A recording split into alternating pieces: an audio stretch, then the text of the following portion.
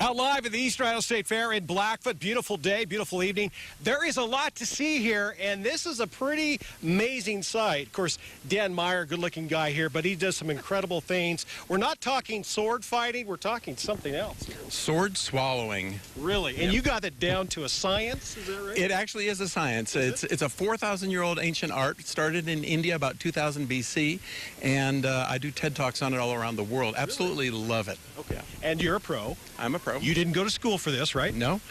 When I was 40 years old, I found out there were less than a dozen sword swallowers left in the entire world. Wow. Practiced 10 to 12 times a day, every day for 4 years, about almost 14,000 unsuccessful attempts before I got my first sword down my throat in 2001 at the age of 44. So 14,000 unsuccessful attempts, and you kept going. What exactly happened during those unsuccessful attempts? I hit the gag reflex in the back of the throat, just kind of just couldn't find the right placement, and it just takes a long time. It takes from 4 years to 10 years to learn to swallow just a single sword. Yikes. Yeah.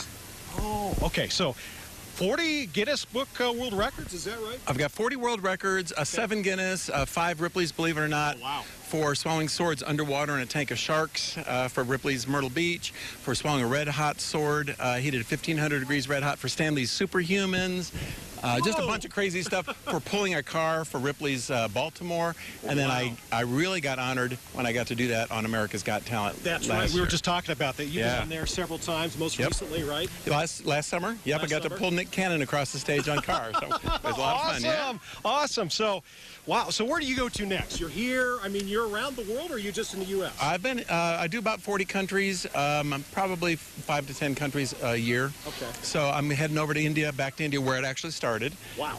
Most of November. I'll be back up in Canada again in a few weeks at Cirque du Soleil. And that's kind of where, like you said, where it all started. All started in India. Full circle. Yep. You were almost on your deathbed when you thought, hey, let's swallow swords. No, not really.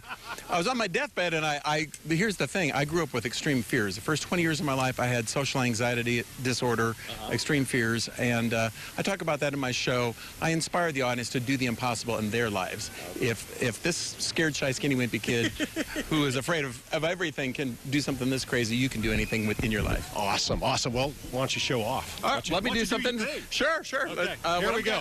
I've got here is, let you hold that one. That's a brand new sword I just got last week. I will swallow that one tonight. Okay. I've got shows at 6 and 8 at the Big Dog stage every night. Right. And ma'am, you in the blue, if you could come on right over here next to him here. Are you right-handed? Yes. Here's what I'm going to do. I'm going to drop this into my body. You're going to pull it out with your right hand. Here we go. Okay.